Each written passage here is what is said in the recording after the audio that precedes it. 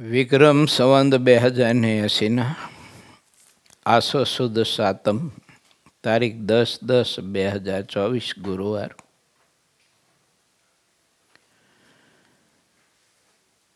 પરમ ભગવદીય શ્રી જયભાઈ તડુકને કહેર પારસીપેની ન્યૂજર્સી અમેરિકાથી આપણી આજની કથા પ્રસ્તુત થઈ રહી છે. વાલા ભક્તો, ભગવાન સ્વામિનારાયણે આપણે સહુ કોઈને 41મા તરંગમાં 44મા વચનામૃતના આધારે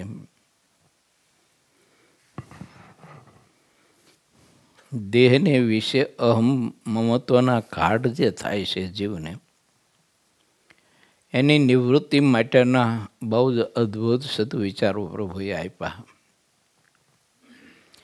મહારાજ કહે આ બધો સંબંધ જો લેવો હોય તો પૂર્વે જે તે માતા પિતા સગા સંબંધીઓ થઈ ગયા એમાં જેટલી પ્રીતિ છે અને એનો જેવો સંબંધ છે અત્યારે આપણને, એટલો સંબંધ એવો રાખો ને એટલી પ્રીતિ રાખવી. મહારાજ કહે વધુ ન રાખવી. એમ ગયા જન્મના માતા પિતામાં આપણે હેત કેટલું છે એ તો આપણે અંતર તપાસી એટલે ખબર પડી જાય આપણને. ખરું ગુણવંતભાઈ, ગયા જન્મના માતા પિતામાં હેત કેવું છે? એમ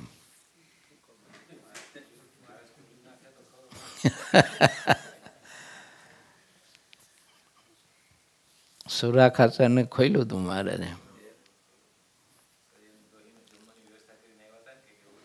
એ તો પછી તરત છેડો અડી જાય ને.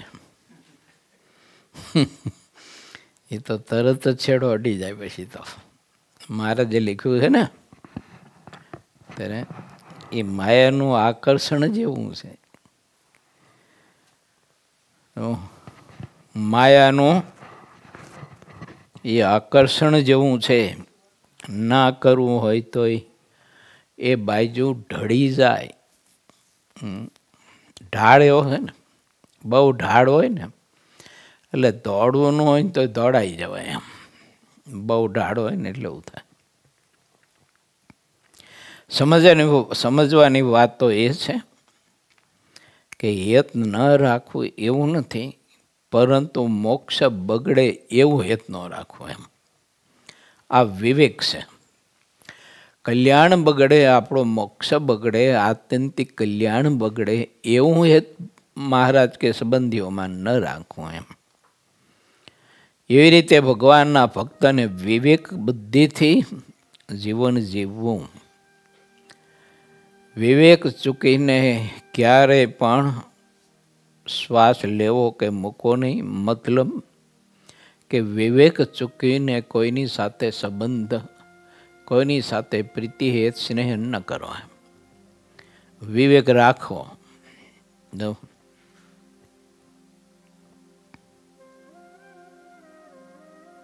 ઘણા બધાને જે પશુ રાખતા ને પશુમાં હેત બહુ થઈ જતું. તે ઘરના બીજા સભ્યો હોય ને એના કરતાં પણ પશુમાં હેત વધુ થઈ જતું. કોઈને ઘોડીમાં હેત એવું થતું, પ્રીતિ એવી થતી. અચાનક ઘોડીનું મૃત્યુ થયું હોય ને તો આખો પરિવાર જાણે આખું બ્રહ્માંડ લૂંટાઈ ગયું હોય ને એટલો બધો દુઃખી થઈ જતો હતો. મહારાજ એવા હેતની ના પાડે છે. એની સંભાવના કરવી, પાલન પોષણ કરવું, એ હેતની ના નથી પાડતા મહારાજ કે એ તો રાખવું એમ કહ્યું છે. એને એ તો રાખવું એમ કહ્યું છે. દયાવાન થવું એમ લખ્યું છે. ઘણી વખત સમજવા ન આવે ને એટલે બધું બફાય બહુ જીવનમાં. કઈ સાંભળી કઈ સમજાઈ ગઈ. જો આ એક પટેલની વાડીમાં રીંગણા બહુ સારા થયા હતા. ફાંટ ભરીને રીંગણા લઈને આવતા હતા, પણ થોડુંક સાંભળે ઓછું. એમાં રસ્તામાં કોઈ મળ્યા સજ્જન, થોડા ઘણા ઓળખીતા છે. કેમ છો પટેલ? તો કે રીંગણા કે.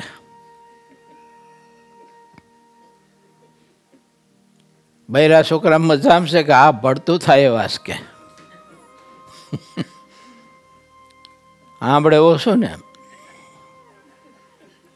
હવે તમે વિચાર કરો છે સમજે નહીં અને બૈરા છોકરા ભળતા કરતા હોય એ જીવનમાં શું ન કરે.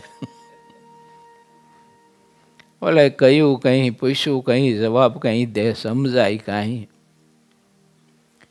એમ છે ને ઘણી વાર જીવ કથા સાંભળતો હોય છે પણ સમજવાના અને ગ્રહણ કરવાના જે પોઈન્ટ હોય ને એ નથી ગ્રહણ કરતો અને ના કરવાનું બધું જ ગ્રહણ કરતો હોય છે.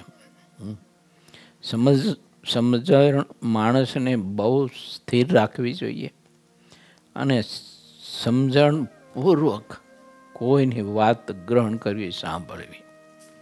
કોઈ આપણા હિત માટે આપણા કલ્યાણ માટે વાત કરતા હોય તો એ વાતને બીજી ઊંધી એંગલથી ન સમજવી. ઘણા બધા અવળી એંગલથી સમજે એટલે ઘણા બધા છોકરાને એના બાપ કંઈક સારા સંસ્કાર માટેની વાત કરતા હોય ને એટલે ઓલો શું કરે ખબર છે, એવું સમજે કે મારો બાપ છે ને સતત ને સતત આમ પમ્પિંગ કર્યા કરે મને કે ઊંધું લે અવળું લે, એમાં સવડું લેવું પડે. સમજણ રાખવી જોઈએ. મારું ભાગ્ય છે કે મારા માતા પિતા મને સારી સંસ્કારની, હિતની ને સુખની વાત કરે છે. મને આ દુનિયામાં આપણા હિત માટેની, આપણા કલ્યાણ માટેની, આપણા મોક્ષ માટેની ને આપણા સ્વભાવ ટાળવા માટેની વાત કરે કોણ? પહેલી તો વાત એ હશે. કોણ અરખામણું થાય એને? એમાં તો અરખામણું થવાનું હોય. હવે એમાં કે બીજો કઈ જશ લેવાનું ન હોય. સાંભળવું. પોતાના પત્ની હોય, પતિ હોય, માતા પિતા હોય, કોઈ હોય, એમ કોઈ આપણા હિતેશો હોય, આપણા હિતની વાત કરે તો આપણે કોઈ દિવસ અવળું ન લેવું કે મને બહુ બળજબરી કરે છે, ખોટું પમ્પિંગ કર્યા કરે છે, ખોટી કચકચાટ કરે છે, આવું ન લેવું. એના કારણે તો રાવણ મર્યો. જો મંદોદરીએ અને એના ભાઈ વિભીષણે એને બહુ સમજ આપી હતી. એટલી મંદોદરી આદર્શ પત્ની મળી તેને, પણ આ અહંકારી સમજી ન શીખ્યો એને. ઘણી જગ્યા આવું થતું હોય છે.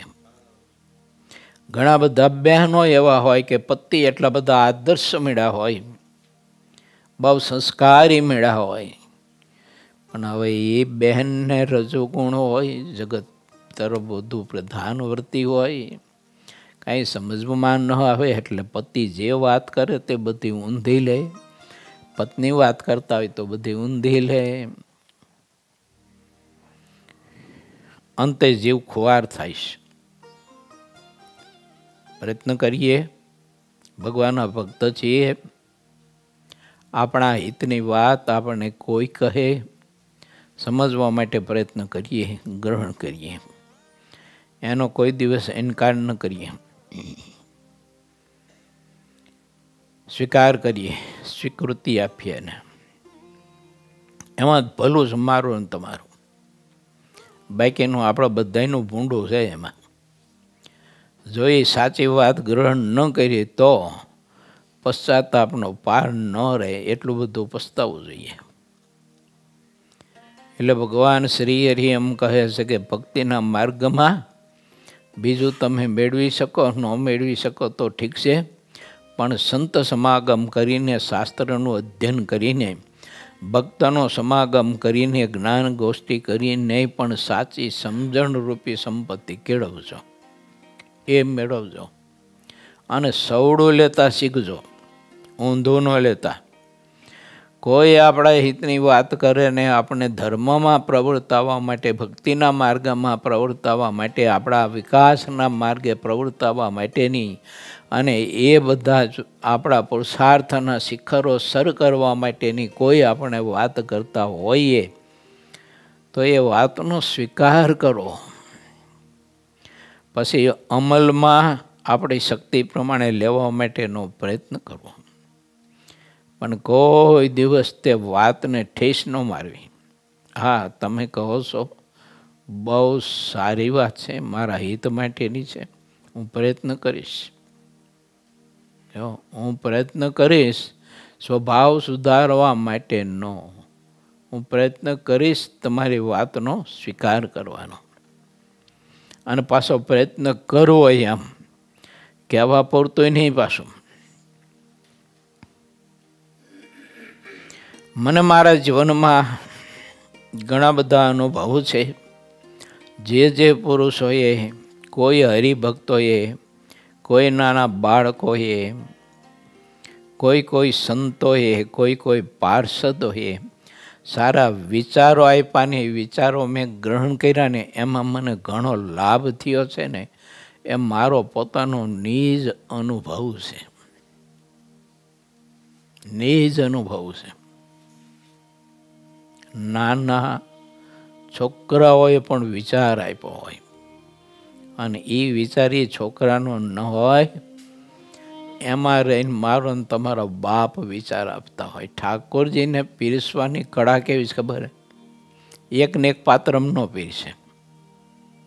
અહીં ઠાકોરજી કોઈ પાત્રમાં લઈને પછી આપણને આપે એટલે આપણને પાત્ર નાનું લાગે, એમ કા ટબુડી જેવડું પાત્ર, નાનું છોકરું કહેતું હોય એમાં હું હવે. પણ એવું નથી. નાની ટબુડીમાં અમૃત હોય અને મોટી ગાગર હોય ને એમાં ઝેર ભર્યું હોય. જો ભલે લાગે નાની ટબુડી 100 ગ્રામ જ હોય એમાં પાણી, પણ એ અમૃત હોય. આપણને અમર બનાવી દે. એક જ નાનો એવો વિચાર હોય ને એ અમર બનાવી દે આપણને. માટે વિચારવું જોઈએ. સમજણ હોય તો વિચારી શકે ને માણસ. હા, સમજણ ન હોય તો વિચારી શકે. મેં આપણા વિદ્યાર્થીઓ છે જ્ઞાન શક્તિના, મંદિરથી સવારે કથા કરીને નીકળીએ એટલે એ છોકરાઓ વગર કહીએ આપ મેળાય એમ મંદિરની બધી સેવા કરતા હોય છે. વાળવાની, ચોડવાની. એને સ્કૂલનો સમય બપોરનો એટલે મંદિર વાળવું, ચોડવું, પછી વ્યવસ્થિત બધાના બૂટ ચંપલ આડાવડા પડ્યા હોય તે છોકરો કોડામાં મૂકીને બધું ગોઠવી દે અને એ બધી સેવા કરતા હોય. પછી એ સેવા કરતા હોય 8-10-15 છોકરા, એમાં એક છોકરો બધા ભેળા મળીને એની રીતે પ્રમુખ તરીકે નક્કી કર્યો હોય અને એ છોકરા રોજ છે ને એ સેવા કરી અને પછી મંદિરના પાછળના ભાગમાં બેસી અને મીટિંગ કરે. અને મીટિંગ કરીને પછી એમાં છે ને એકાદા બીજાની સેવા બદલાવે. તારે ગણપતિ હનુમાનજી મહારાજ તરફ સેવા કરવાની, તારે શિવજી તરફ સેવા કરવાની, તારે પ્રદક્ષિણાની પાછળ સેવા કરવાની, તારે આ બાજુ કરવાની, તારે આ બાજુના પગથિયા વાળવાના, એમ મીટિંગ કરે. નાના છોકરા 6ઠા ધોરણના. પણ એક વાતનું મેં નિરીક્ષણ બહુ કર્યું. એ છોકરાઓ સ્કૂલેથી છૂટે ને એટલે જે એક છોકરો મુખ્ય નક્કી કર્યો હોય એને પ્રમુખ તરીકે, એ રસ્તા ઉપર ચાલી અને આવી અને ખૂણે ઊભો હોય. બધા છોકરા, રોડ આવી રીતે આમ પહોળો હોય, આ સાઈડમાં છોકરો ઊભો હોય તો બધા છોકરા સ્કૂલેથી છૂટે એટલે સીધા જ લાઈનમાં એ જ બાજુ હાલે. બસ આ બાજુ એકેય ન ચાલે. એલ સાહેબ કરે. પછી આ બાજુ ઊભો હોય તો એ છોકરા પાસે બીજી છૂટે ત્યારે આ બાજુ લેન સર ભણે. આડો હોય કે આમના માલક ચાલે નહીં. કે બહુ નિરીક્ષણ મેં કર્યું. સ્વીકારે છે. સ્વીકાર. આપણે શું કરીશ ખબર? સ્વીકાર નથી કરતા. દલીલો બહુ કરી છે. આનું આમ કેમ, આનું આમ કેમ, એટલે ભલામણ એનો કોઈ અંત જ ન આવેલો. એક છોકરાને સાહેબે લાફો માર્યો. એ તોફાન બોફાન કરતો હોય છે, હરકો નહીં ભણતો, તે તમાચો માર્યો. તે ઓલો કે સાહેબ મને તમાચો કેમ માર્યો તમે? કે તો કે તોફાન કરતો તો તમાચો ન મારી ગયા, શું કરી તને? તો કે તમે નાના હતા ત્યારે તોફાન નહીં કરતા હોય? તે કે કરતા હોય ને. તો તમારા પપ્પા તમાચો મારતા કે તમે માર્યા જ હોય ને? કે તો કે એ નાના હશે ત્યારે નહીં તોફાન કરતા હોય? કે તે એના બાપા તમાચો નહીં મારતા હોય? તો કે એ મારે જ ને. તો કે એના બાપા હોય એ નહીં તોફાન કરતા હોય નાના હોય ત્યારે, એ તમાચો નહીં મારતા હોય. તો 7-8 પેઢીનું પૂછ્યું. બોલો. બોલો સાહેબ કે પણ તારે આટલી બધી શું પડાપોશનું કામ છે? તો મારે એ જાણવું છે કે કેટલી પેઢીથી ગુંડાગીરી આવેલી આવે છે. મારે એ જાણવું છે કે જ્યાં સ્વીકાર છે ને ત્યાં સમાધાન હોય. શું હોય? સ્વીકાર હોય ને ત્યાં સમાધાન હોય. અને જ્યાં તર્ક હોય ત્યાં સમાધાન ન હોઈ શકે, કદી ન હોઈ શકે. માટે કોઈ પણ આપણા હિતની સારી વાત હોય સ્વીકાર કરો. કોઈ સારી વાત હોય તો તુરંત સ્વીકાર કરો. કે નહીં? તો કે રસ્તામાં કોઈ ઝાડુ વાળતો હોય ને એની પણ કોઈ સારી વાત હોય ને તો સ્વીકાર કરો. એમાં જ મને ને તમને લાભ છે, એમાં જ મારો ને તમારો વિકાસ છે. જન્મ સફળ થઈ જાય માણસનો, અને જો સ્વીકાર ના કરી શકે તો માણસનો જન્મ નિષ્ફળ જાય. ઘણી બધી શક્તિને તાકાત હતી, બળ પણ એટલું બધું હતું, શ્રદ્ધા પણ અજબ ગજબની હતી, અને એવી કઠિન સાધના અને આરાધના કરનારા પુરુષો કોઈની વાતનો સ્વીકાર ના કરી શક્યા ને તો એટલી આરાધના, તપસ્યા અને પુરુષાર્થના અંતે પણ બધા નિષ્ફળ ગયા છે. શિવ પુરાણમાં કથા આવે છે. હિરણ્યકશ્યપુએ 1 કરોડ વર્ષ સુધી સાધના કરી હતી. 1 કરોડ વર્ષ સુધી. તમે કલ્પના કરો, 1 કરોડ વર્ષ સુધી આરાધના કરવી એટલે નિષ્ફળ ગયો. કેમ? પ્રહલાદની વાતનો સ્વીકાર ન કર્યો. પ્રહલાદજી કહેતા હતા કે બાપુજી, સર્વ જીવ પ્રાણી માત્રનો પોષણહાર તો મારો નારાયણ છે. કરતું મકરતું મારો નારાયણ છે, કરતા હરતા મારો પ્રભુ છે. આટલી વાતનો હિરણ્યકશિપુએ જો સ્વીકાર કરી લીધો હોત ને તો પ્રહલાદજીની જેમ હિરણ્યકશિપુના પણ ગુણ ગવાતા હોય ને ઇતિહાસને જીવન અમર બની ગયું હોત. ના કરી શકો. કેમ કે આપણો અહંકાર, આપણામાં રહેલું માન આપણને કોઈ સ્વીકાર નથી કરવા દેતો, સમાધાન નથી કરવા દેતો. માટે સમાધાન આપણા જીવનમાં હોવું જોઈએ, સ્વીકાર હોવો જોઈએ. કોઈ કે આમ નહીં કરવાનું, નહીં કરવાનું. જો અમારે છપૈયા હાલીને જવાનું હતું, એટલે થોડીક આ પગની પ્રેક્ટિસ કરવા માટે 2-5 કિલોમીટર કે 8-10 કિલોમીટર રોજ મોડીથી રોડ ઉપર ચાલવા જતા. એક દી થોડુંક મોડું થઈ ગયું. સંધ્યા આરતી ચાલુ થઈ ગઈ. સંધ્યા આરતીની 1-2 કડી ગવાઈ ગઈ અને અમે પછી પહોંચ્યા. અમારા ગુરુભાઈ જોગી સ્વામી બહુ મહાસમર્થ વિદ્વાન સંત.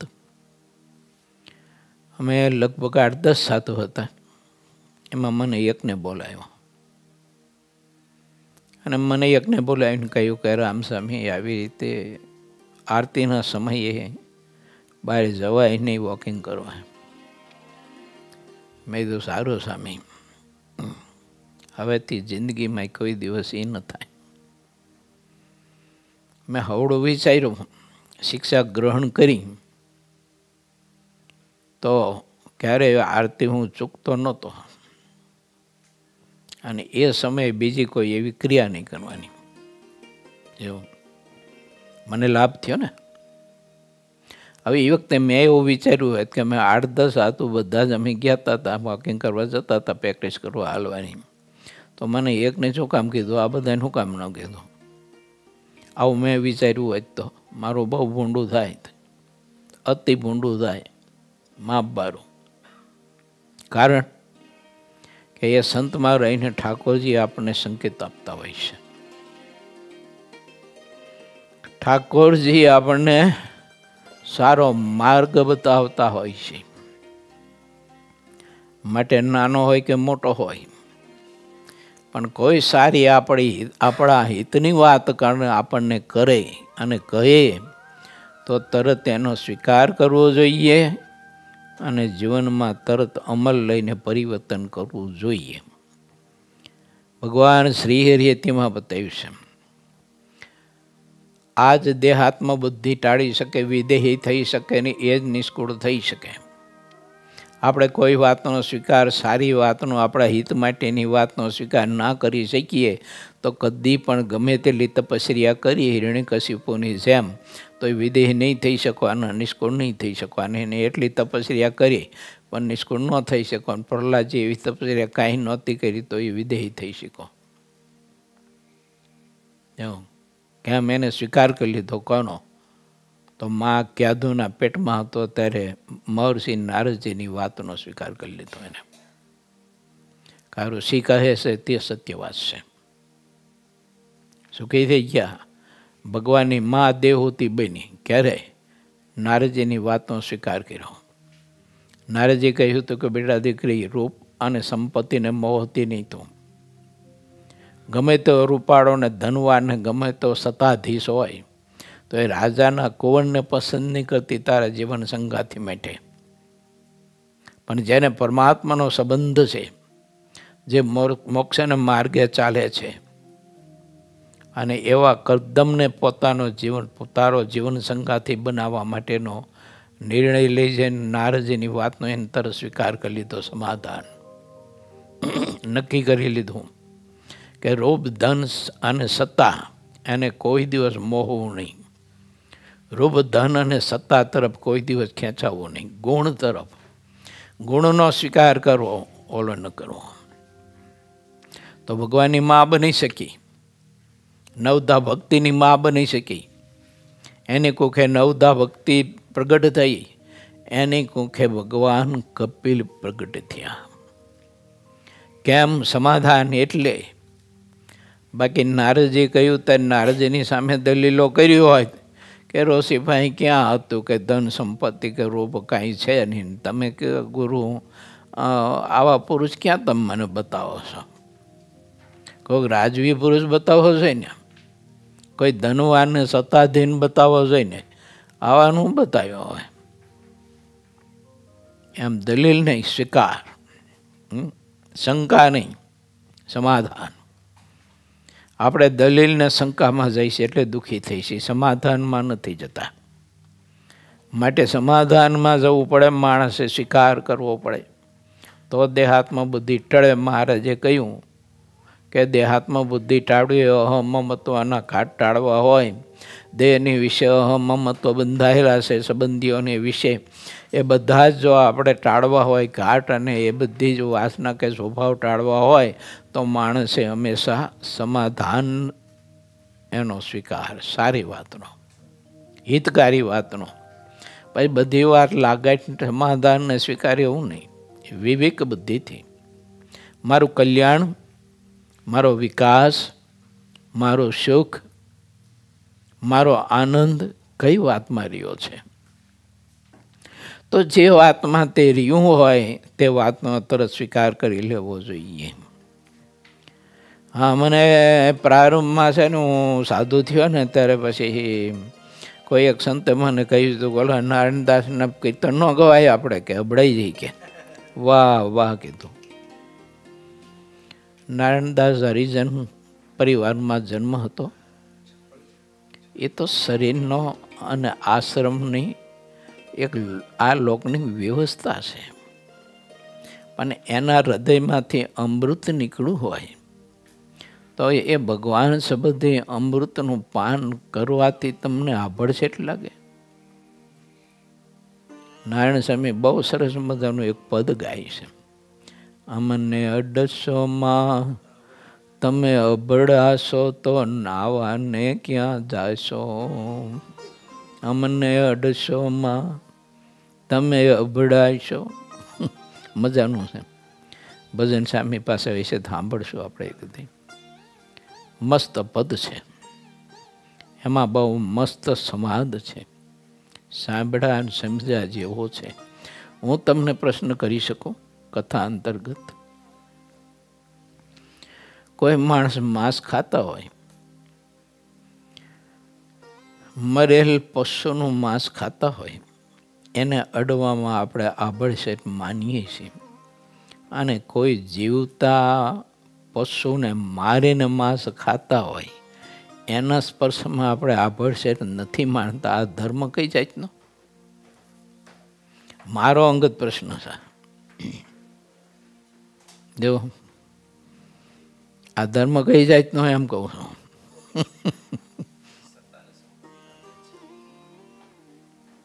એને વિચારવું જોઈએ. ભગવાન સ્વામિનારાયણે બહુ અદ્ભુત વિચાર આપ્યો, અને એટલે સગરામના કુબામાં જઈને રાત રોકીને એના ઘડેલા રોટલા એના પત્નીના ખાય. જો એ ભગવાન સહજાનંદ સ્વામી કરી શકે, બાકી કોની હિંમત હાલે? એટલે તો બ્રહ્માનંદ સ્વામી કહ્યું, ધૈન છે તમારી ચાતડલી, તમારી સાતીને ધન્યવાદ દેવાય.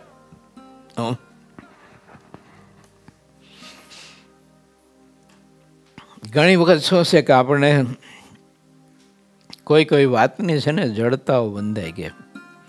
એક વરડુસર ગામ છે વાંકાનેર બાજુ, સત્સંગ નથી ગામમાં, પણ એનો છોકરો વિદ્યાર્થી ભવનમાં એક વિદ્યાર્થી ભણતો હતો. તેનો આગ્રહ બહુ હતો ને તે એ વખતે હું ત્યાં સત્સંગ કરાવવા માટે ગયેલો ને અઠવાડિયું રોકાણેલો. તળાવની પારે પ્રાથમિક શાળાની એનો શાળાનો એક જ ઓરડો, એક ઓરડાની શાળાની એમાં 7 ધોરણ ચાલે, અને એમાં ઉતારો રાખેલો અમારો. મંગાળો કરીને ઓરડાની બહાર રસોઈ કરી ખાતા, અને બાજુમાં તળાવ એટલે અહીંયા નાવાનું. છોકરાનું નામ જાદવ હતું. જાદવ આપણે ઓલા છે ને મહેશ, એનો સાસરો. તે પછી અહીંયા બાય ચરમારિયાનો ઓટો હતો ગામના પાદરે. તે ઓટા પર બેસીને પછી 20-25 જણા જે આવતા એમ સત્સંગ કરાવતો હોય એને.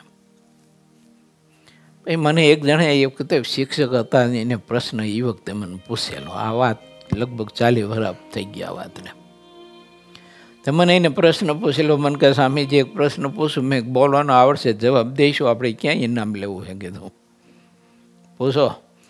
તો મને કે નરસિંહ મહેતા હરિજન વાસમાં કીર્તન કરવા ગયા હતા, તો પછી નરસિંહ મહેતાના કીર્તનો આપણે ગવાઈને સંભળાય? મેં ન સંભળાય. તમે શુદ્ધ ઉપાસક હોય તો ન સંભળાય કીધું તમારે. મેં કીધું, સાહેબ તમે પૂજા કરો સવારે? મને કે હું પૂજા કરે? મેં સવારે નાહો છો? મને કે હવે બ્રશ કરીને મોઢું ધોઈ નિહાળ ભેગા થઈ જઈ કે પછી બપોર પછી જઈ ત્યારે જો ટમણા જ હોય તો નાહીને કે બીજા દિવસે નાહીએ. જો પછી મેં તો કહ્યું, મેં કીધું રાજી રહેજો સાહેબ, તમે માસ્તર સાહેબ છો, અમારે મર્યાદા રાખવી જોઈએ, બહુ કહેવાય નહીં. નરસિંહ મહેતા એની સ્થિતિ પહેલાં તમે સમજો. એને હરિજન, એને બ્રાહ્મણ, એને પટેલ, એને વાણિયા, એની દ્રષ્ટિમાં કોઈ જાત કે નાયત કંઈ હતું નહીં. બ્રહ્મ અમારી જાત, એ મહાપુરુષ બ્રહ્મ સ્થિતિમાં રહેનારો હતો. અને આવી ઉચ્ચ સ્થિતિએ પહોંચેલા પુરુષો જે હોય ને એને કોઈ પણ નાત જાતનો કોઈ ભેદભાવ જ હોતો નથી. એટલે મેં નરસિંહ મહેતાની આ વાત સુધી સાહેબ આપણે લાંબુ થવા હે. પહેલાં કીધું આપણે સવારમાં ઉઠીને સ્નાન કરાય, બીજી વાત પછી કરાય કીધું. આવું કીધું મેં એમને, જેવું કીધું એવું બેઠું કહું તમને. મારે સામું જોઈ છે બોલો. મેં કીધું શું મારી સામું જોવો કીધું, અહીં પ્રાણી સંગ્રહાલય છે કીધું.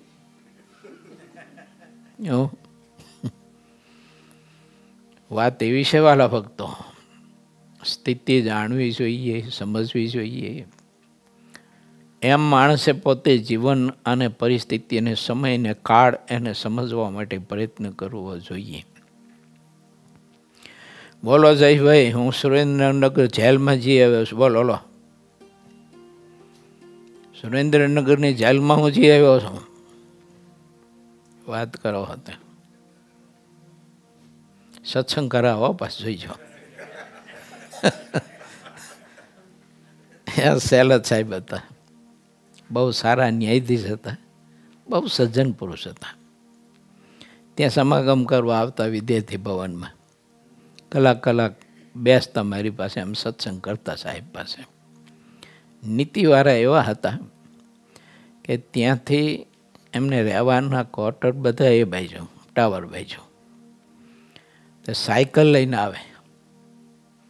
મેં સાહેબ તમને તો કીધું સરકાર તરફથી બધું મળે, ગાડી ડ્રાઈવર.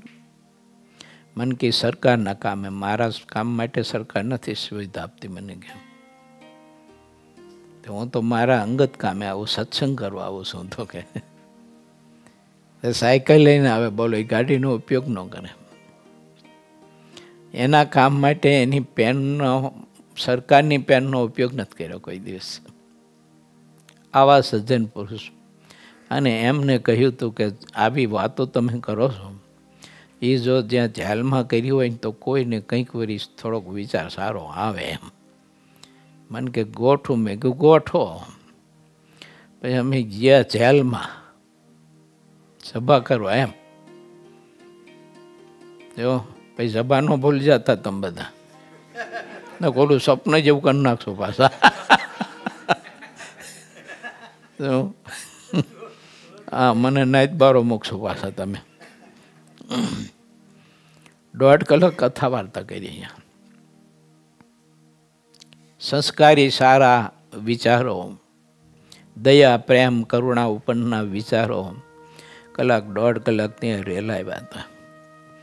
સાહેબ બહુ રાજી થયા હતા. શૈલજ સાહેબ ખરેખર આ બહુ ભગવતી દિલના હતા. બહુ રાજી થયા. મને કે બહુ સારું કામ થયું, વાતો સરસ મજાની કરી. આમાંથી કોઈને કાંઈક સ્પર્શી જાય છે વાત કોઈને. એમાં એવું છે કે જેલમાં પુરાણા હોય ને એ બધા ગુનેગાર હોય ને એવું નથી હોતું. ઘણા નિર્દોષ બિચારા અંડાઈ ગયા હોય છે અને ખોટી રીતે લોકોએ ચડાવી દીધા હોય છે. કેસ કબાડા કરી અને ખોટી રીતે ચડાવી દીધા. ઓલો બિચારા હાવ નિર્દોષ હોય.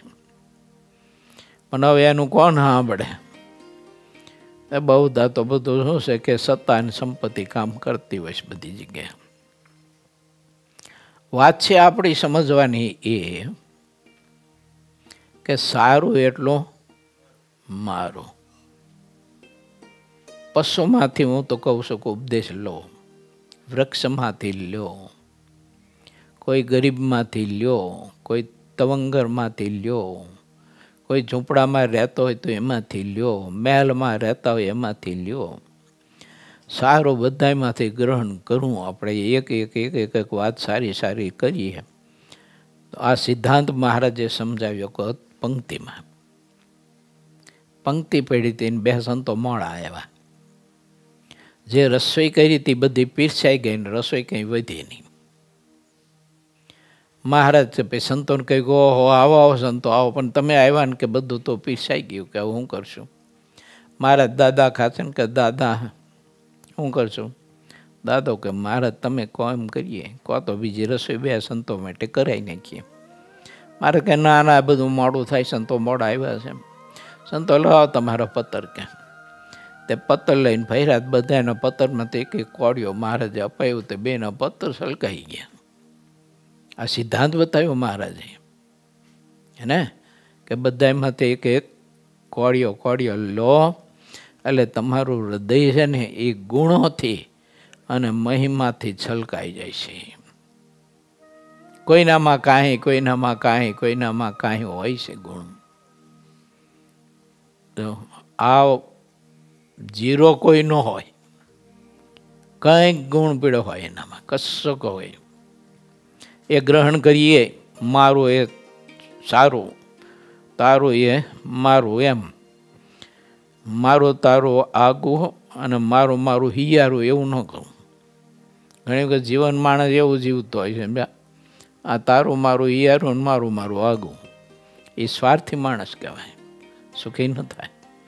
પત્ની કંઈક સારો વિચાર આપે છે તો ગ્રહણ કરો, પતિ સારો વિચાર આપે છે તો બહેનોએ ગ્રહણ કરવું, નાના બાળકો કંઈક સારો વિચાર આપે તો ગ્રહણ કરવું.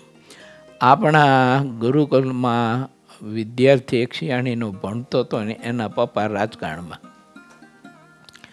હવે છોકરાઓને સારા આવા વિચારો આપણે આપતા હોય સંતો, એટલે ઘેર ગયો ને એના પપ્પા બહારથી આવ્યા ને કંઈક સુટકેસ હાથમાં હતું તેને કહ્યું કે પપ્પા સુટકેસમાં શું છે? પૈસા નથી ને કે એમ. અરે ગુરુજી કીધું છે કે અણહકની સંપત્તિ ઘરમાં ન લાવવી. ઓલો તો હક્કા થઈ ગયા ને બાપા ઘડીક તો. કા શું નામ છોકરાનું? મિતુલ. જો ડૉક્ટર છોકરો થયો છતાંય બહુ સારો ડૉક્ટર થયો છે, બહુ હોશિયાર બુદ્ધિશાળી છોકરો. પણ એના બાપાએ ગ્રહણ કર્યું, એના બાપાએ ગ્રહણ કર્યું કે મારા છોકરાએ મને આ સંકેત આપ્યો, મારા માટે બહુ મોટો સંકેત, બહુ મોટી વાત છે કે હું કે છોકરાને ગુરુકુળમાં મેં મૂક્યો, મારું જીવન સફળ થઈ ગયું કે આવો વિચાર અમને રાજકારણીને કોણ આપે? એટલે વાત એવી છે કે નાનાની પણ વાત ઘણી વખત મોટી હોય, આપણે સમજી શકીએ તો. બાકી આપણા અહમનું ઠૂંઠું જો સમજવા ન દે તો આખી જિંદગી ઠૂંઠા જેવા જ રહેવાના આપણે. ઠૂંઠામાં સમજો કે ન સમજો? સમજો ને તો વાંધો નહીં. ને કહેજો પાછા તો બતાવો. ઠૂંઠું એટલે કંઈક કુછ ખાને કી ચીજ હે.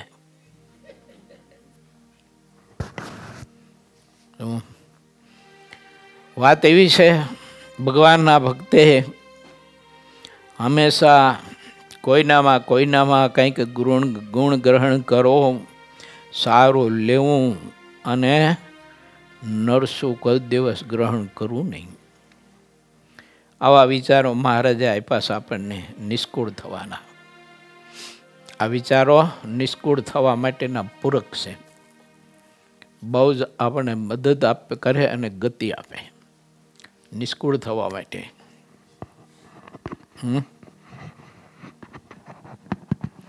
મેં છે ને એવું જોયું છે એટલે કહું છું, નજરે ઘણી બધી આદર્શ પત્ની હોય, પતિ દારૂડિયો, અનેક પ્રકારના કુલક્ષણવાળો,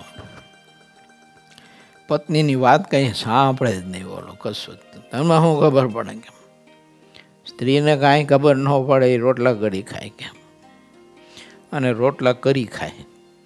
લોકોની આવી માન્યતા હોય છે, બહુ એકદમ આમ સંકોચિત કહેવાય એને, સંકોચિત માન્યતા કહેવાય. એવું નથી. મારા બાપ બહેનોમાં જે તાકાત, શક્તિ અને પ્રકાશ ઠાકોરજી આપ્યો છે ને, એ તો અજબ ગજબનો આપ્યો હોય છે. મોટા પહાડ જેવા પાપી આદમીઓ હોય ને, એને પણ આપણા ભારત દેશની સત્યોએ પાપમાંથી ને મુક્તિ આપી છે. હે પાપ તારું પોકાર જાડે જા, ધર્મ તારો સંભાળ રે. સતી તોરલે કીધું, આ તારા પાપ મંડ પોકારવા તો આ જહાજ બુડી રહ્યું છે ને, બુડવા નહીં દઉં, તારી નાવને બુડવા નહીં દઉં. મારામાં મારી માએ ને મારા બાપે આપેલા અને ભારત દેશની ધરતી આપેલા સંસ્કારના બીજ અંદર પડ્યા છે. એમ મારામાં એ સતીત્વ પડ્યું છે. તારા ચાહે એટલા પાપ હોય પણ એક વખત કરાર કર પાપનો, ભગવાન પાસે પકાર કર કે આટલી જાનું લૂંટીને એટલા મધપૂડા બધા હળગાવ્યા, ના કર્યું તે કર્યું, માંડ તારા પાપ પોકારવા. એક નિયમ છે, પાપ જાહેર કરવો એટલે ઓછું થાય અને ગુપ્ત રાખો તો વધે. દાન જાહેર કરો એટલે એનું ફળ, સત્કર્મનું ફળ ઘટે અને ગુપ્ત રાખો તો વધે. પસંદગી મારીને તમારી કેવું જાહેર કરવું અને કેવું ગુપ્ત રાખવું તે પસંદગી આપણા હાથમાં છે. દાન જાહેર કરશો કે પાપ જાહેર કરશો? દાન ગુપ્ત રાખશો કે પાપ ગુપ્ત રાખશો? શું રાખશો, શું કરશો એ સમજ આપે છે મહારાજ. ઠાકોરજી કે દેહને વિશે, અહમ સંબંધીને વિશે અહમ મમત્વના ઘાટ થાય છે એ તો વિપરીત બુદ્ધિ છે મહારાજ કે. એમ આ બધી આપણી વિપરીત બુદ્ધિ કહેવાય. શા માટે? તો આપણા કલ્યાણ માટેનું આપણે સ્વીકારી નથી શકતા, એટલે આપણી મતિ વિપરીત છે. ચાલો હવે એવા જ વિચારોમાં આગળ આપણે પ્રવેશ કરીએ કથામાં. પૂરે 21મો, તરંગ 42મો. ગઢડા પ્રથમ પ્રકરણનું 45મું વચનામૃત, સાકાર અને નિરાકારની સમજણનું. મહાસુદી દસમીને દિવસ સર્વ સુખનું મૂળ એવા સ્વામી શ્રી સહજાનજી મહારાજ દાદા ખાચરના દરબારમાં વિરાજમાન હતા. પછી વાસુદેવ નારાયણના મંદિરની આગળ લીંબ તરુની નીચે ઓટા ઉપર ગાદી તક્યો હતો, તેના ઉપર આવીને બેઠા. તે વખતની શોભા મોક્ષથી શી કહેવી. શ્રી હરિ સંધ્યા વખતે દક્ષિણાદે મુખારવિંદે વિરાજમાન થયા હતા અને શ્વેત ચાદર ઓઢી હતી, શ્વેત ખેસ પહેર્યો હતો, મસ્તક ઉપર શ્વેત પાગ બાંધી હતી અને પોતાના મુખારવિંદની આગળ તે વખતે મુનિની તથા દેશ દેશના હરિભક્તની સભા ભરીને બેઠી હતી. પછી ગોપાળાનંદ સ્વામીએ પૂછ્યું છે, હે મહારાજ, કેટલાક વેદાંતીઓ એમ કહે છે કે ભગવાનને કાંઈ આકાર નથી અને તેવું પ્રતિપાદન કરનારી શ્રુતિઓ બોલતા રહે છે, પણ નાર, સુખ, શનકાદિક જેવા જે ભગવાનના ભક્ત છે તે તો ભગવાનને સાકાર કહે છે અને તેવી શ્રુતિઓને બોલી તેનું પ્રમાણ આપી ભગવાનના સાકાર સ્વરૂપનું અનુપમ રીતે પ્રતિપાદન કરે છે. તે એ બેમાંથી કોણ સાચા છે? અમને તો આપના વચન સત્ય મનાય છે મહારાજ, માટે તે વિષયમાં પ્રભુ કાંઈક પ્રકાશ કરો ને. પછી શ્રીજી મહારાજ બોલ્યા કે જે ભગવાન પુરુષોત્તમ છે તે તો સદાય સાકાર જ છે અને મહાતેજોમય મૂર્તિ છે તથા અંતર્યામીપણે કરીને અપાર સામર્થ્યને ધરી રહ્યા છે. વળી સર્વત્ર પરિપૂર્ણ એવું જે સચ્ચિદાનંદ બ્રહ્મ તે તો મૂર્તિમાન એવા જે પુરુષોત્તમ ભગવાન તેમનું તેજ છે. અને શ્રુતિમાં એમ કહ્યું છે કે ભગવાને માયાની સામે જોયું તો જ્યારે ભગવાન જોઈએ છે તો નેત્ર હોય, અને જેને આંખ હોય તો તેમને કરચરણાદિક હોય. માટે તે શ્રુતિ દ્વારા ભગવાન સાકાર છે તેવું પ્રતિપાદન થયું. જેમ સમગ્ર જળના જીવરૂપ જે વરુણ તે પોતાના લોકમાં મૂર્તિમાન સાકાર રહ્યા છે, તથા અગ્નિની જે જ્વાળા છે તે નિરાકાર છે, પરંતુ તેના જે દેવ છે તે પોતાના લોકમાં સાકાર છે. અને સૂર્યનો જેટલો પ્રકાશ છે તે બધો નિરાકાર છે, પણ સૂર્યદેવ છે તે પોતાના મંડળમાં સાકાર રહ્યા છે.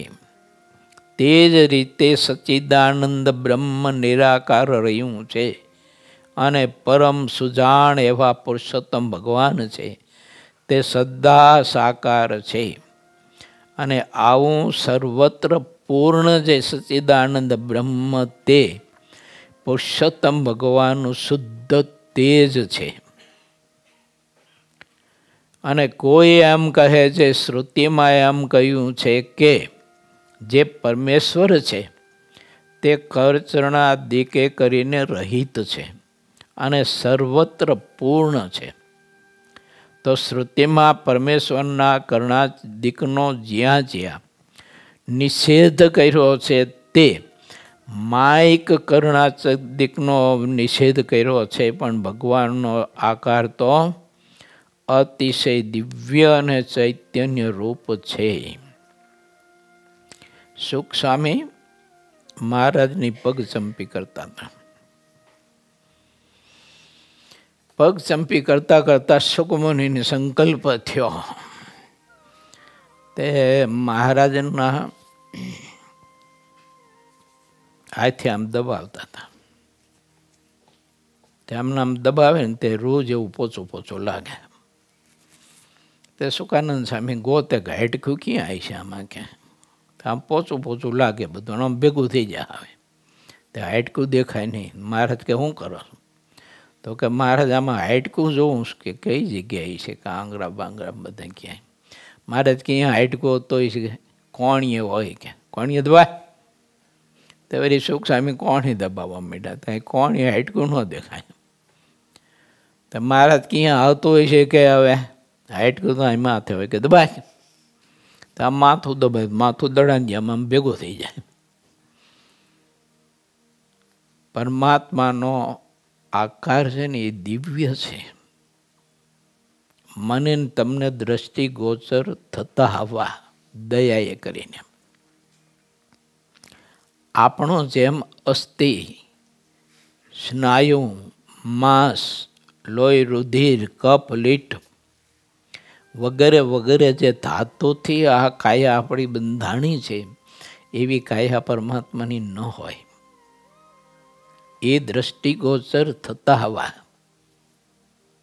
એટલે આપણને દેખાય છે. હકીકતમાં એ કશું જ ન હોય. ભાભી સ્નાન કરાવતા હતા ઘનશ્યામને.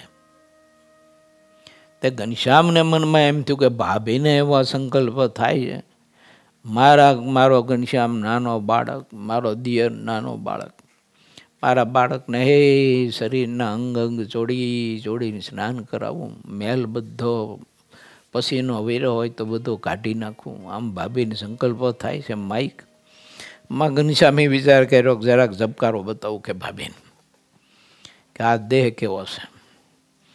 અને ઘનશ્યામે સંકલ્પ કર્યો ત્યારે ભાભીને મહારાજની ઘનશ્યામની મૂર્તિ આખી તેજથી, જેમ કાચની આકૃતિ માણસના સરખી આપણે કરી હોય અને એમાં તેજ ભર્યું હોય, ત્યારે કેમ આર પાર બધું દેખાયેલો પારદર્શક કાચ હોય ને, પારદર્શક કાચ, એની પાછળ દીવો મૂકો તો એ આર પાર દેખાય કે નહીં. ફાનસમાં દીવો દેખાય કે ન દેખાતો, ફરતા પોટાનું આવરણ તો છે જ ને, પણ તો એ દેખાય છે ને. તે ભાભીને છે ને ઘનશ્યામનું સ્વરૂપ, એ ઘનશ્યામના શરીરમાં એટલો બધો પ્રકાશ દેખાયો. અને પ્રકાશમાં એ ઘનશ્યામનું હૃદય, અને હૃદયમાં પણ નાનો એવો ઘનશ્યામ પાછો. આવું મહારાજે દર્શન કરાવ્યું. ત્યારે ભાભી તો કડકી હજર થઈ ગયા સ્નાન કરાવતા કે હું શું જોઈ રહી છું. ત્યારે ઘનશ્યામે કહ્યું કે એ મારો પ્રતાપ જોઈ રહ્યા છો તમે, કે ભાભી હું તમારો દિયર નથી ને તમે મારા ભાભી નથી. આ બધા ખેલ તો બતાવવા પૂરતા છે. એવો દિવ્ય દર્શન કરાયું. પછી ભાભીએ વિચાર કર્યો કે જિંદગીમાં હવે ઘનશ્યામને મારો દિયર ન માનું, કે માણસ ન માનું એને. આ વાત મા પાસે જઈને કરી. કોની? સુવાસિની બાઈએ ભક્તિ માતા પાસે વાત કરી કે બા માં હું ઘનશ્યામને સ્નાન કરાવતી હતી ને ત્યારે ઘનશ્યામે તો મને આવું પોતાનું સ્વરૂપનું દિવ્ય દર્શન કરાયું. ત્યારે પછી માએ કંઈક જોઈજે ઓ બેટા દીકરી બોલ ન ખાતી કે જોઈજે ઓ બેટા દીકરી બોલ ન ખાતી. ઘનશ્યામ કોઈ આપણો બાળક નથી, મનુષ્ય નથી. આ ભાવ કાયમ રાખજો. ત્યારે સુવાસિની હાથ જોડી અને ભક્તિ માતાને નમસ્કાર કરીને કહ્યું કે માં તમે મારા ઉપર દયા આવીને આવી રાખજો તો એ વિચાર મને રહેશે. કેમ કે ભક્તિની કૃપા વિના દિવ્ય ભાવ સંભવતો જ નથી. આપણને પરમાત્મા કે પરમાત્માના મુક્ત પુરુષ હોય એમાં દિવ્ય ભાવના રહેતો હોય ત્યારે સમજવાનું કે ભક્તિની કૃપામાં કંઈક ઘટે છે. તો ભક્તિની કૃપા ઘટે છે શા માટે? તો ભક્તિ કરવાનું કંઈક ઘટે છે આપણામાં. જો ભક્તિ કરવાનું ના ઘટતું હોય તો ભક્તિની કૃપા ખંડ ખંડ મારા તમારા ઉપર હોય અને એને ભગવાન અને ભગવાનના મુક્ત અક્ષર અને પુરુષોત્તમનું દેશ, પુરુષોત્તમનું સામર્થ્ય ઐશ્વર્ય, અક્ષરનું સામર્થ્ય ઐશ્વર્ય અને મુક્તનું સામર્થ્ય અને ઐશ્વર્ય બધું એને દિવ્ય ને દિવ્ય દિવ્ય ને દિવ્ય જ અનુભવાય. શું કોઈ દિવસમાં એક સંકલ્પ ન થાય કે આ પુરુષ આપણા જેવા છે, આ પુરુષ આ લોકમાં છે, આ પુરુષ આ લોકમાં આવ્યા, અહીંયા જન્મ થયો, અહીંયા મોટા થયા, અહીંયા ભણ્યા, અહીંયા ગણ્યા, આ કામ કર્યું, તે કર્યું, આ ખેતી કરી, આ વ્યવહાર કર્યો, કશું જ નહીં. બધું જોડી જાય, કાંઈ ન રહે. એટલે સુવાસિની ભાભીએ હાથ જોડી અને માને કહ્યું કે માં તારી કૃપા અખંડ રાખશે મારા ઉપર. એટલે ઘનશ્યામનો આ દિવ્ય દર્શન મને કોઈ દી વિસરાય નહીં. આવી કૃપા કરજે. ભૂમાનંદ સ્વામી આ ચરિત્ર પોતાની કલમે લખ્યું. ભૂમાનંદ કાવ્યમાં આવે છે. અદ્ભુત વાત છે. ભગવાન શ્રી હરિ એમ કહે છે કે પરમાત્મા સદાય સાકાર છે પણ દિવ્ય સ્વરૂપ છે. માયક નથી. માયક નથી એટલે જીવ દ્રષ્ટિગોચરથી જોઈ શકતો નથી. 51મું વચનામૃત પ્રથમનો પૂર્ણાનંદ સ્વામીનો પ્રશ્ન. હે મહારાજ, ઇન્દ્રિયો અંતકરણ માયક છે. માયક ઇન્દ્રિયો અંતકરણ કરીને ભગવાન કેમ જોયામાં આવે? મહારાજ કે માયક ઇન્દ્રિયો અંતકરણ ભગવાન જોયામાં આવે તો ઇન્દ્રિયો અંતકરણ માયક છે તો ભગવાન પણ માયક ઠર્યા ને? એમ તમારો પ્રશ્ન છે ને? સ્વામી અને બધા મુનિ કે આ મહારાજ એ પ્રશ્ન તમે પુષ્ટ કરી આપ્યો. એ પુષ્ટ કરી આપ્યો.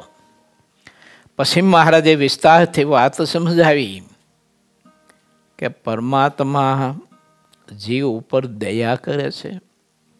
જ્ઞાની અજ્ઞાનીઓને હું દેખાવું એવો થાઉં એટલે પરમાત્મા એના ઉપર દયા કરીને કૃપા કરતા હોવા અને કૃપાએ કરીને દ્રષ્ટિગોચર થતા હોવા એ દયાએ કરીને દ્રષ્ટિગોચર થાય છે. પરમાત્મા એ સંકલ્પ ન કરે તો કોઈને દ્રષ્ટિગોચર પરમાત્મા ન થાય. સામે જ ઊભા હતા. પાર્ષદ પ્રેમાનંદ સ્વામીને તેડવા આવ્યો તો એ પાર્ષદ જે શિલ્લા ઉપર મહારાજ બેઠા હતા ને એ શિલ્લાની બાજુમાં પારો ઊભો હતો. એ પારાને દેખાતો નહોતો.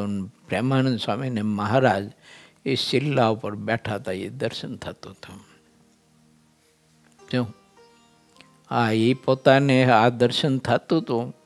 એ પછી એમને પોતાના કાવ્યમાં કલમથી પાછું ગૂંથ્યું છે. અનેક જન્મને આદરે આખડલીને આગે આરયો ભાઈ એલ બેલડો પ્રેમાનંદ પાય લાગે. સામે જ ઊભા હતા, પારાને નહોતા દેખાતા, આમને દેખાતા હતા. કેમ? એમની દિવ્ય દ્રષ્ટિ હતી, આને માયિક દ્રષ્ટિ હતી. માયિક દ્રષ્ટિવાળો ભગવાનના ખોળામાં હોતો તો તોય ભગવાન નહોતો માનતો, અને દિવ્ય દ્રષ્ટિવાળો 5 હાથ છેટે હતો તોય એને નારાયણ માનતો હતો. આ ભાગવતના 7મ સ્કંદની આ કથા છે. આવી બધી ઘણી કથાઓ છે, શાસ્ત્રોમાં લખાઈ છે. ભગવાન સ્વામિનારાયણે કાંઈ પોતાના ભક્તોને આવું દર્શન પ્રભુએ કરાવ્યું છે. નરસિંહ મહેતાને ત્યાં આવ્યા મહારાજ પીપળાણા વર્ણી રૂપે. તો મહારાજે ભિક્ષા માટે ઉભા રહ્યા ને એ વખતે નરસિંહ મહેતા પૂજામાં બેઠા હતા. નાની છોકરી હતી 8 વર્ષની.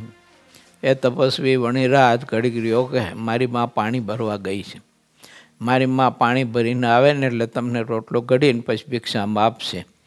નીલકંઠ વણી કે અમારે ઉતાવળ છે, અમારે નીકળવું છે, એમ કરીને મહારાજ તો નીકળી ગયા. નરસિંહ મહેતા એમ પૂજા પૂરી કરીને દીકરીએ કહ્યું, બાપા આપણે એક તપસ્વી આવ્યા કે હમણાં બહુ મજાના તપસ્વી હતા. કે આ માથે સરસ મજાની જટાનો અંબાડો બાંધ્યો હતો, હાથમાં કમંડળું હતું, ખંભે મૃગચર્મ હતો, પલાશનો દંડ હતો, હાથમાં ભિક્ષા પાત્ર જરકરણું ને માળા હતી, અને જમવાનું ભોજન માગ્યું પણ મેં કહ્યું કે મારી માં બહાર ગઈ છે પાણી ભરવા, હમણાં આવશે, ઘડીક રોકાવ, રોટલો ઘડીને આપશે તમને ભિક્ષામાં, પણ એ કે મારે તો ઉતાવળ છે ને એ આવી ગયા. ને આટલી જ આ વાત કરીને તે નરસિંહ માતા પૂજા કરતા હતા ને શાલિગ્રામમાંથી પ્રકાશ તેજ પ્રગટ થયું. આખો ઓરડો તેજથી ભરાઈ ગયો. અને વિચાર કર્યો નરસિંહ મહેતાએ કે આકાશવાણીએ ગિરનારના પર્વત ઉપર ભૈરવ જપ ખાવા તૈયાર થયો ત્યારે જે મને કહ્યું તું એ જ આ હોય. બેટા કઈ બાજુ ગયા? તો કે અવાજદ બાજુ ગયા કે આ બજારમાંથી, કે બહુ ઉતાવળા ચાલતા બાપુજી તમને નહીં પહોંચાવ. અને નરસિંહ મહેતાએ દોટ મૂકી. ઓજતના કિનારે પહોંચાતા તો નીલકંઠ વણી ઓજતમાં પ્રવેશ કરી રહ્યા હતા. નરસિંહે હાથ ઘેરો, નીલકંઠ વણી તપસ્વી મહારાજ મત પ્રવેશ કરીએ આ નદીમાં. મહારાજ ઓ બાપુ, ઓ તપસ્વી, આ નદી ગાંડી છે કે 2 કાંઠે પૂર વહી રહ્યું છે, તણાઈ જઈશો, રોક જાઓ. નીલકંઠ વણી સાંભળે. નરસિંહ મહેતા જોઈ રહ્યા અને પાણી ઉપર ચાલ્યો જાય આ છોકરો. એવી મહા તેજસ્વી કાયા, જાણે સુરત દાદો ધરતી ઉપર ઉતર્યો હોય અને પાણી ઉપર ચાલ્યો જતો ને એમ મહારાજની મૂર્તિમાં તેજ પહોંચ્યું. અને એક તેજનો ગોળો આમ ચાલ્યો જતો એનો ઓજત નદીના જળ ઉપર. નરસિંહ મહેતા તો હાથ જોડીને હજ્જડ થઈ ગયા. દર્શન કરી જ રહ્યા. બહુ હાથ કર્યો, પ્રભુ ઊભા રહ્યા. ક્યાં? જળમાં ઊભા રહ્યા. 2 કાંઠે પૂર જોશથી પાણી જતું હતું. પાછા આવ્યા.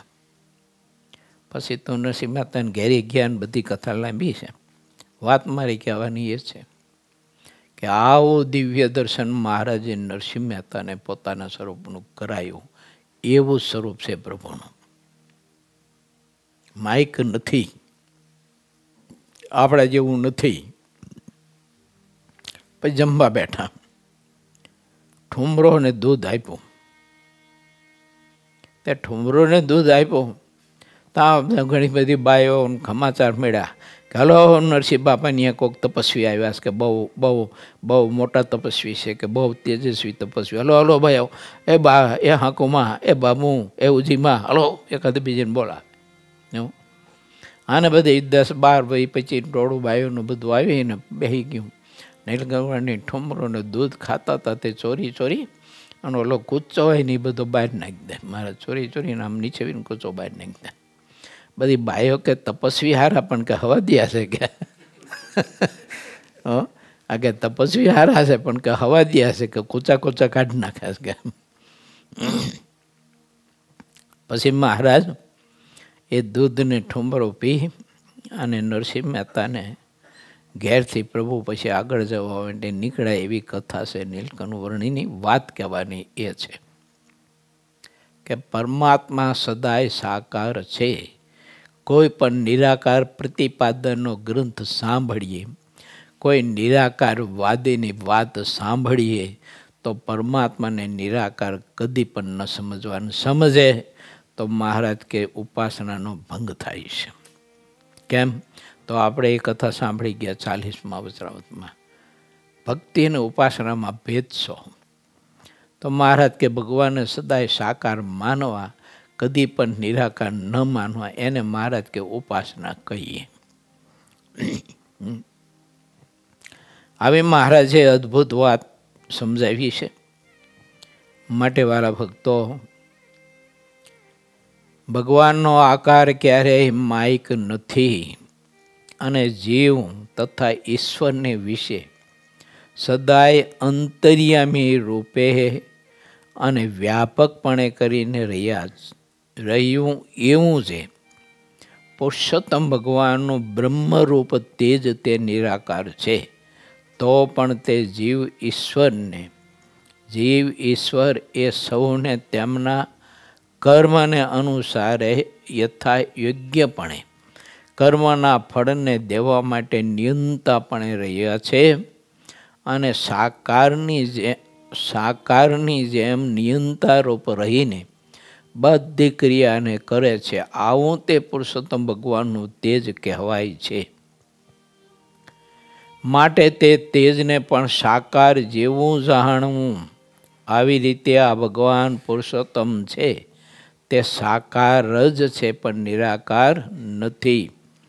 આવી જેને સમજણ નથી તે નિરાકાર કહે છે, પણ તે તો લગાર પણ સમજતા નથી. ઇતિ શ્રી સહજાનંદ સ્વામી શિષ્ય સિદ્ધાનંદ મુનિ વિરચિત શ્રી હરિચરિત્રામૃત સાગરના 21 પૂરમાં ગરડા પ્રથમ પ્રકરણનું 45મું વચનામૃત કહ્યું. એ નામે 42મો તરંગ સમાપ્ત થયો. વિસનગર ગયા મહારાજ. વિસનગરના તળાવના કાંઠે વૃક્ષ નીચે સભા કરીને બેઠા હતા. કાઠી ભક્તો કોઈ સાથે નહોતા. સંતો મૂળજી બ્રહ્મચારી એ હતા બધા. એક શોભારામ કરી અને મહાપ્રખર વિદ્વાન પંડિત પણ નાસ્તિક હતો. સ્વામિનારાયણને પકડીને કેદ કરાવી દેવાના અને મારીને કાઢી મૂકવા કે ફરીને કોઈ દિવસ વિસનગરમાં પગ ન મૂકે, એના માટે કોઈ એક ટોળાને ઉશ્કેર્યું. તે ટોળું ધોકા લઈને આવ્યું કે આજ કાઠીવાઠી કોઈ સાથે છે નહીં, બરાબરનો લાગ છે. એટલે સ્વામિનારાયણને એના સાધુને મારીને ત્યાં પૂરા જ કરી દી. ચાલો કે એ બધા આવ્યું ટોળું બધું ઈયો કરતો, મારો ને કાપો ને આ તે કરતું તે શ્રીજી મહારાજ બીજા ઝાડ નીચે દેખાણા. તે જે ઝાડ નીચે દેખાણા નહીં ત્યાં જઈને ઓલા ધોકા માંડ્યા મારવા, મારો કે ટીપો કે. તે એકાદા બીજાના ધોકા ભાંગી ગયા. એટલા બધા ધોકા ઉડાડ્યા ટીપા, એટલા ટીપા. અને ઓલા ઝાડ નીચે મહારાજ બેઠા હતા ને મહારાજને સંતો બધા દાંત કાઢીને ઊંધા પડી ગયા. એટલા આયસા અને ઓલા બધા છે ને કે દો મારો ટીપો, એકાદા બીજા જે મંડી પડ્યા. આવું મહારાજે ચરિત્ર બતાવ્યું. ત્યાં જે વૃક્ષ નીચે બેઠા હતા એ સંતોને કે મહારાજના સ્વરૂપને એકે ન જોઈ શક્યા. નહોતા જે વૃક્ષ નીચે એ વૃક્ષ નીચે દેખાણા. આવી બધી કથા છે. ગામના લોકોને નહોતું મનાતું. બાજુમાં શિવજીનું મંદિર છે. એ મંદિરની સામે એક હાથી છે, પથ્થરનો મોટો, સરસ મજાનો હાથી છે. ગામના લોકો કે સ્વામિનારાયણ ભગવાન છે, ભગવાન છે, તમે કયો છો? અમે એમ ન માની. કે ઘણા બધા ભેગા થયેલા, બધા નાસ્તિકો. આ હાથીને લાડવા ખવડાવે તો હાચા લો કે સ્વામિનારાયણ. આ પથ્થરનો હાથી લાડવા ખાય. મહારાજ કે તમે લઈ આવો તો ખવડાવી. કે જો મહારાજ પાછા પાકા, એના ભગત પાસે ખર્ચ ન કરાવે. તમે લઈ આવો કે લાડવા બનાવી તો ખવડાવી. તો ઓલા લાવ્યા, તે આવડા લાડવા લાવ્યા. મહારાજ કે તો માણસના લાડવા, હાથીના આવડા જોઈ. કે આવડા લાડવા ન હાલે હાથીને. કે જાઓ મોટા મોટા લેતા હો. તો મોટા ડાલા ભરીને આવડા મોટા લાવ્યા લાડવા. મહારાજે એ ડાલો મૂક્યો. ઓલો હાથી છે ને હુંડથી મીંડો જમવા લાડવું. બધા ખાઈ ગયો. હું ટોપલા કને સાપ ધોવાયો. લોકો જોઈ રહ્યા. એ હાથી હજી પણ છે ત્યાં. જો હા, ભગવાન છે એ તો કરતો અન્યથા કરતો છે વાલા. એટલે પરમાત્મા આપણને દ્રષ્ટિગોચર થાય એટલે ભગવાન આપણે જેવા માઇક છે એવું ન માનવું. દિવ્ય સ્વરૂપ છે. અને મહારાજના મુક્ત પણ દિવ્ય છે, એને સમજવા જોઈએ. જો ગોપાળન સ્વામી, બ્રહ્માનંદ સ્વામી, મુક્તાનંદ સ્વામીની બધાની કથાઓ બહુ છે, જબરી છે. આવી આ એક જ વિષય ઉપર કથા કરવી ને આપણે તો એમ નવો સો પડે આપણને. બોલો, હા, આવા દિવ્ય પુરુષો બધા, એને આ લોકના કેમ માનવા? એને આપણે ઠીક છે, મહાત્મા સમજવા માટે આપણે ગુણ ગાઈએ, એમના જીવન કવન ગાઈએ, એ બરાબર છે. એમ મનાય નહીં કે ખાણગારમાં લાલુબા દેવી થકી પ્રગટ થયા, ભુજમાં અભ્યાસ કર્યો, આ વગેરે વગેરે, જીવબાન લાડુબાના ઉપદેશથી વૈરાગ લાગ્યો, ઘરેણા ઉતારીને ભાઈ ભગવાનના ચરણમાં પોતાનું જીવન સમર્પણ કરી દીધું, સાધુ થઈ ગયા. મહારાજે બ્રાહ્મણના રૂપમાં તેડવા માટે ગયા ખુશાલ ભટ્ટને, અને પછી એમને જેતલપુર લાવ્યા. અને જેતલપુર એમના થકી આમ રૂમાલ વીંઝાવી ઓલા ભૂતનો ઉદ્ધાર કર્યો. અહીંયા તકલીફ હતી એક ગ્રસ્તને. ક્યાં ભેંસનું પાડું ભૂત રોજ છે ને એ ખોયડા ઉપર ચડાવી દે. આવી તકલીફ હતી હો. ભેંસનું પાડું તારું ખોયડા ઉપર ભૂત ચડાવી દે રોજ પાછું. તે ઓલા થાય કે ગયેલા મહારાજને વાત કરી કે મહારાજ કે આવું છે. મહારાજ કે ખુશાલ ભટ્ટને મોકલું છું, કે જાઓ, એ ખુશાલ ભટ્ટ કરશે કામ. તે બધાને એમ થયું કે આ બ્રાહ્મણ ટોળાથી આવ્યો અને શું કરશે એમ. મહારાજ બની વાને તે કે આ બ્રાહ્મણને મોકલે. પણ ઠીક છે, હાલો, મહારાજે કીધું છે જઈ ગયા. તે ખુશાલ ભટ્ટ ત્યાં ગયા ને આમ છે ને ખુશાલ ભટ્ટે રૂમાલ વીંઝોને કહ્યું જે હોય ત્યાં મારી સામે પ્રગટતા. અને બ્રહ્મ રાક્ષસ પ્રગટ થયો ખુશાલ ભટ્ટની સામે. અને એવો કર એને ધરો છે, હે ખુશાલ ભટ્ટ દયા કરો બાપા, દયા કરો. ન કરવાના કરમ કર્યા છે ને આ બ્રહ્મ રાક્ષસીની યોનિમાં પારાવાર પીડા ભોગવું છું, દયા કરો. પછી ખુશાલ ભટ્ટે એને બદ્રિકાશ્રમમાં મોકલો. આવી બધી કથાઓ છે. આ બધા પુરુષો દિવ્ય. જો હા, છપૈયામાં ભગવાન પ્રગટ થાય બાપો, અને આ એનો છોકરો કોઠીમાં ગોર કાઢીને છોકરાને આપે કે મારો બાપો પ્રગટ થયો અહીંયા છપૈયામાં. લ્યો આ એની ઉજાણીમાં અમને ગોળ આપો, બધાને ગોળ આપે. આવી છે બધી વાતો. તો શામળાજી ભગવાન રોજ રમવા જાય આ છોકરાને ખુશાલ ભટ્ટ. તે શામળાજી ટોરડા જાય માટે એને માઇક અને મનુષ્ય કેમ કહેવા અને કહીએ તો આ દુનિયામાં આપણે જેવો નાસ્તિક ને મૂર્ખ બીજો કોણ હોઈ શકે એમ. એટલે મહારાજે બહુ અદ્ભુત વાત કરી છે. પરમાત્માને કોઈ દિવસ નિરાકાર માનવાની, સદા સાકર જ છે પ્રભુ. અને એ પરમાત્માની આવી રીતે સમજણથી પરમાત્માની ભક્તિ કરવી. બાકી ગમે તેટલી ભક્તિ કરતો હોય, મહારાજી અહીંયા સુધી બોલ્યા, મહારાજ કે ચંદનાધિકથી ભગવાનની પૂજા કરતો હોય પણ ભગવાનને જો નિરાકાર માનતો હોય તો એ પૂજાનું એને કોઈ ફળ નથી અને તે પૂજા કરીને ભગવાન પ્રસન્ન પણ થતા નથી. માટે ભગવાન સદાય સાકાર છે અને સાકાર જ રહેવાના ને એ સાકાર સ્વરૂપની મારે તમારે સાકાર ભાવે જ ઉપાસનાને ભક્તિ કરવી જોઈએ. પ્રગટ ભાવે જ ઠાકોરજીને ભજવા જોઈએ. મહારાજ વૈયાજી અને અંતર ધ્યાન થયા ને એ બધા ગુણ ગાવા માટેના ચરિત્ર છે. એ ચરિત્ર બધા ગુણ ગાવા માટે છે. બાકી ઠાકોરજી આવ્યા, શરીર છોડ્યું, અગ્નિ સંસ્કાર થયો, એ કાંઈ નથી. એટલે મહારાજે આપણને બતાવ્યું છે મધ્યના 22માં પરમાત્માને આ એક ઐશ્વર્ય છે કે સામર્થ્ય છે.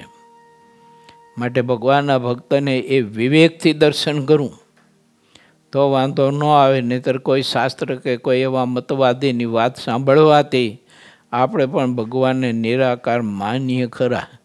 અમે 4થું ધોરણ ભણતા ત્યારે અમારી સાથે એક પ્રજાપતિનો છોકરો ભણતો હતો. તો એ મને એ વખતે એકદમ કહેતો હતો, મને કે ભગવાનની ભક્તિ બહુ ન કરાય હો. મને કે મેં કાં? તો મને કે જો નરસિંહ મહેતાએ ભક્તિ કરી દુઃખી થયા, મીરાબાઈએ ભક્તિ કરી દુઃખી થયા. મને કે ભગવાનની ભક્તિ બહુ ન કરાય, માપે માપે કરાય. બહુ જાજી ન કરે ને કે દુઃખી થઈ. આવી વાત છે.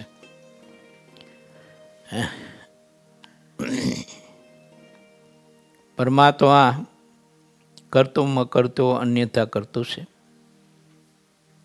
માટે ભગવાનના વચનમાં વિશ્વાસ, ભરોસો, એ વાતનો સ્વીકાર. ભગવાનના એવા સત્પુરુષો હોય કોઈ પણ આશ્રમમાં તો એની વાતનો સ્વીકાર. બાપ તરીકે હોય તો સમજવું, પત્ની તરીકે હોય તો સમજવું કે આ મુક્ત છે. પછી અમારી પત્ની છે એની હું સમજે ને એને શું ખબર પડે તો મને હું સલાહ દેવા આવે, તારે મને સલાહ દેવાની જરૂર નથી, એવો અહંકાર ન રાખવો. એ અહંકાર એવા મુક્તનો યોગ ભગવાને આપ્યો હોય તો એ આપણે મચ્છુના પથ્થરની જેમ કોરે કોરા રાખે. એવું ન માનતા હો કે ત્યાગ આશ્રમમાં જ મુક્ત હોય ને ગ્રસ્તાશ્રમમાં મુક્ત ન હોય. એવું ન માનતા. પુરુષ જ મુક્ત હોઈ શકે ને સ્ત્રી મુક્ત ન હોઈ શકે એવું ન માનતા. એ આપણી ભૂલ છે.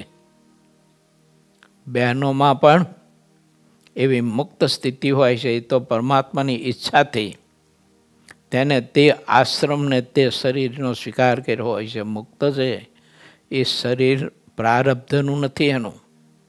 એનું શરીર પરમાત્માની ઈચ્છાથી બંધાય છે અને પરમાત્માની ઈચ્છાથી બંધાય છે ત્યારે તે આશ્રમમાં અને તે જાતિમાં તે મુક્ત રહી અને પરમાત્માની ભક્તિ કરીને પરમાત્માના સંદેશાનો વ્યાપ કરી અને સંદેશાઓ બધે બાંટતો હોય છે મહાપુરુષ.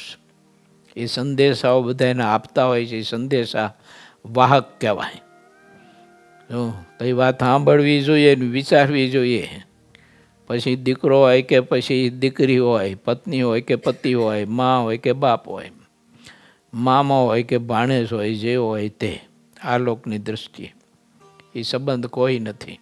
જો આ ઘણા બધા મામાના ભગવાન માનીને સ્વીકાર્યા તો એ મામાની જેમ ભગવાનને પામી ગયા છે. એટલે આ લોકના ભાવ જુદા, મુક્તના ભાવ જુદા. એમ ભગવાનના ભક્તે થોડીક સમજણ રાખવી. સહજાનંદ સ્વામી મહારાજની જય.